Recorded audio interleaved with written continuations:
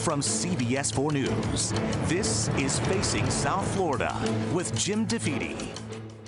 Good morning, I'm Jim DeFede and welcome to Facing South Florida.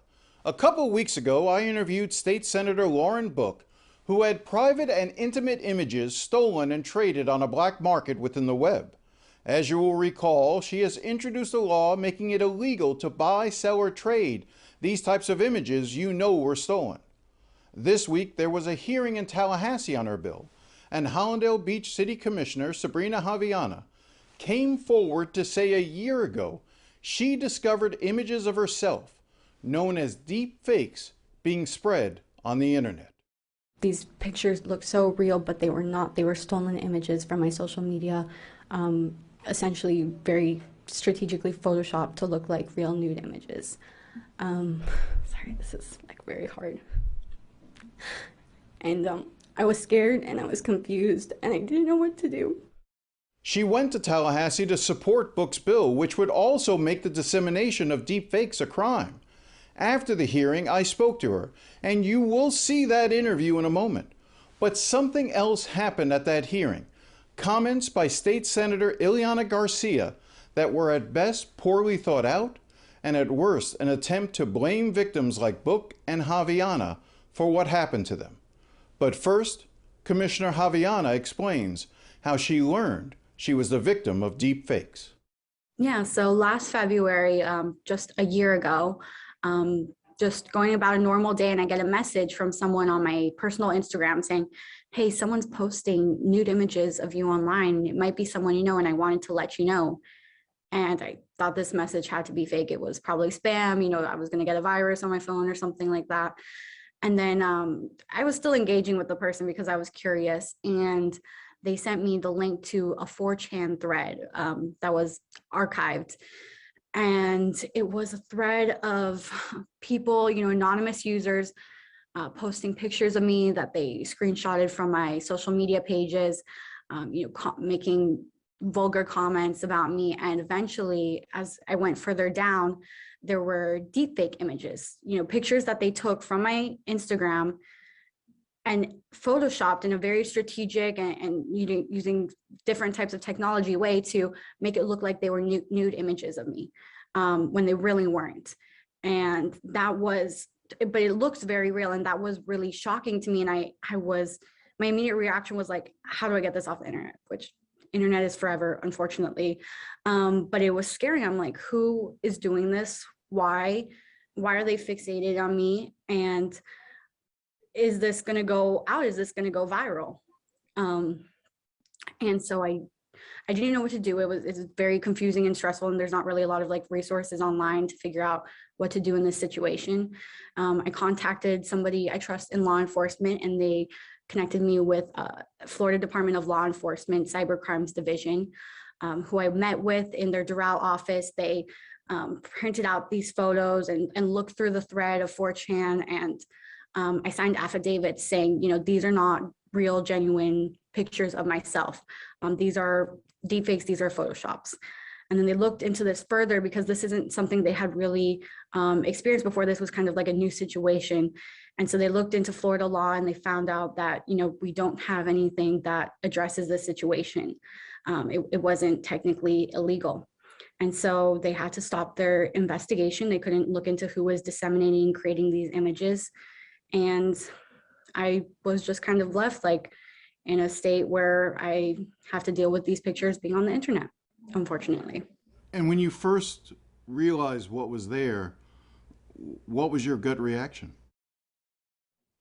I was scared. I was really scared. I'm just confused, why is someone doing this to me?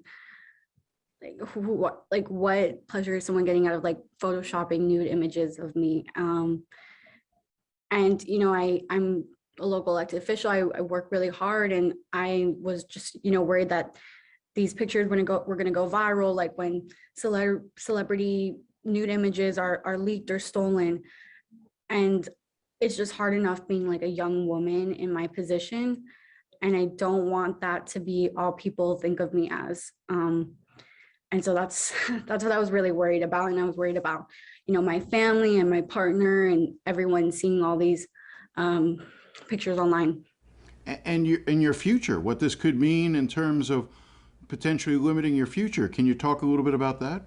Yeah, and so at the time, the month before I graduated from FIU, I got my bachelor's degree. I double majored.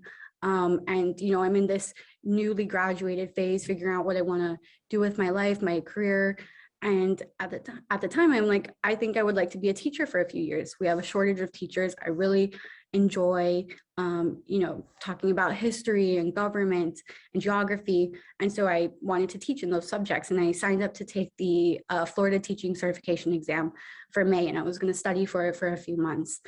But when this happened, I just had to think about, well, these pictures are on the internet. If someone looks hard enough, and what if, you know, parents or students find them and then they're sharing them among the class, and it just, I don't know if I'd be able to like work as a teacher if that had happened, or if I could just mentally deal with that. So, because you were afraid, in other words, you were afraid that, you know, you get a job as a teacher and then somebody maliciously sends it to the school, sends it to parents, sends it to your students, and now you're facing even a new level of attack.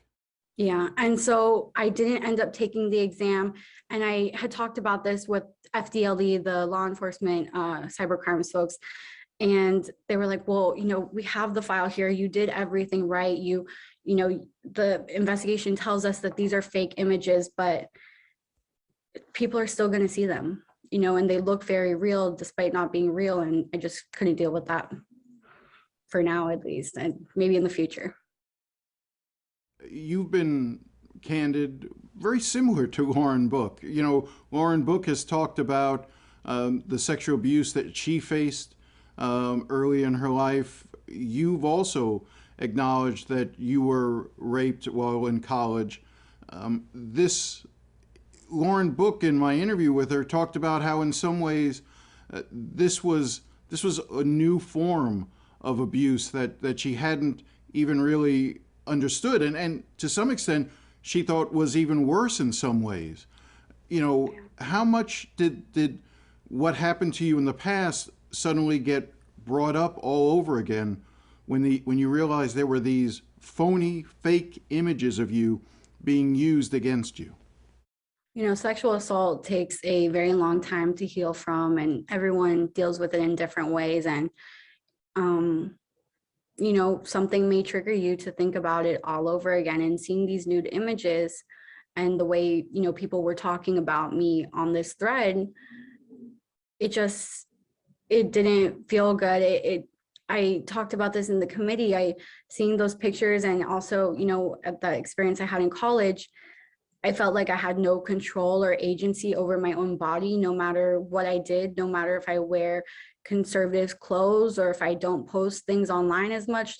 No matter what I do, like if I try to be the most cautious in different situations, you know, being a woman, you're still in danger of different things. And there's, you know, it's kind of a societal problem rather than something you can solve individually by taking certain actions.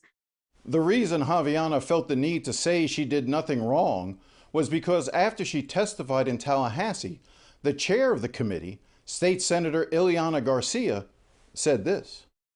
It had never dawned on me how bad this situation is, but sometimes it's caused by us. In the, I don't know, I guess in our journey for validation, we expose too much of ourselves sometimes. And I have seen, and my first time I had to deal with this was working at the Department of Homeland Security when we started working on the Blue campaign, the human trafficking campaign, how the very rules and laws that we have to protect us actually counter us. They're against us. Freedom of expression, the issues with where do you draw the line between freedom of expression and pornography? Social media, and the things that we post on social media. I can't begin to tell you, you know, if you could sit down and really think twice about the pictures of your kids that you post. Sometimes I see parents very innocently posing with their kids or putting pictures of nude pics of their children on social media, and I think to myself, wow, they have no clue as to what they're exposing themselves to, what they're inviting in. Just hashtagging has long-term consequences. But I think that the responsibility starts with us, with you, and the content that you put out there. And then the responsibility will continue with legislators like the ones on this committee today. Was she blaming the victims? What did she mean by those who seek validation? After the hearing, reporters asked her what she meant, and she denied she was shaming the victims and said she supported the bill. She then told the Miami Herald she is sensitive to Book and Javellana being victims, but added this: "I also think that I am constantly a victim. I hate to play that card in this world of politics where every single thing that I say is being questioned and taken out of context." I asked Javellana for her reaction to what Garcia said in the hearing. She was saying that, people are seeking self-validation by posting pictures of themselves online or pictures of their kids. And, if that's what makes people happy, or that's how they stay in touch with their loved ones, then that's the way that it is. Like, it doesn't matter if I wear clothes from head to toe and I post a picture. If I post a picture in a bikini, it's not okay to do what people are doing. Did you feel that Senator Garcia was in some ways blaming the victims here? I mean, it did very much seem like that. Like, her comments started off saying she was supportive of the bill. And so I thought she was going to, empathize with victims of, these issues. And then she went into a tangent about like, maybe we should have done something different. And it just didn't make any sense. And I felt like maybe she didn't fully understand the bill, or she was projecting some other issues onto it that were unrelated. But even if someone posted pictures online, it doesn't make it okay to Photoshop nude pictures of them. Or if someone sent a confidential picture to, someone they trust, it doesn't make it okay for someone to steal that or to share that without their consent. So I think her comments were really lacking in understanding and empathy, and maybe she should talk to some people who have gone through this. Yeah. Well, she says she's supportive of the bill, that she, heard it in her committee. I guess she voted for it. Yeah. She voted for it. Yet it seemed as if there was another agenda at work there too, in terms of some of her comments. I don't know why she said what she did. You could have just stopped at "I am supportive of this bill," period.